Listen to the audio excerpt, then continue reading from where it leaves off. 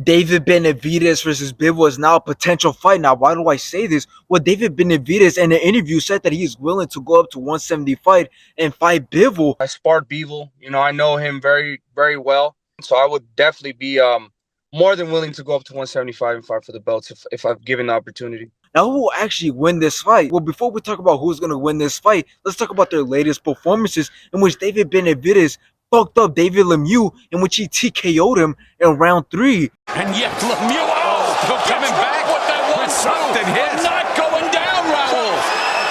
Oh, they're stopping the fight, guys. Now, his most recent performance was against Caleb Plant, which was this year, in which he absolutely destroyed Caleb Plant and had him on wobbly legs in the later rounds, in which David Benavidez won by decision. Congratulate each other, yet you know they have. Wow, that's the generation. And still, the undefeated inter. Now let's talk about Bivol's latest performances, in which we all know he fucked up Canelo and made him look like an absolute amateur the whole fight, in which he won by decision.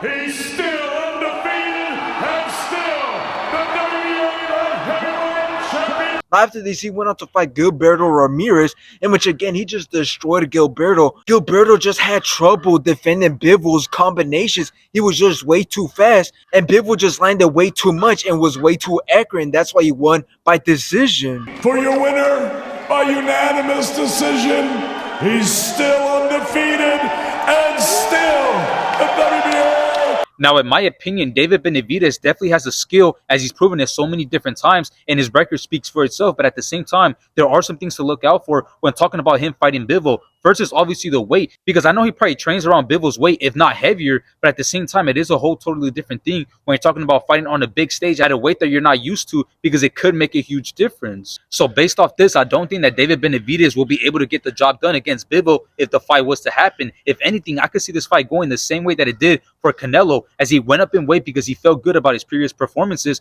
and this is where he made the biggest mistake, as we all know what happened, as he embarrassed himself by going up to light heavyweight. So for these reasons, I don't think David Benavidez will be able to be a good challenge for Bivol.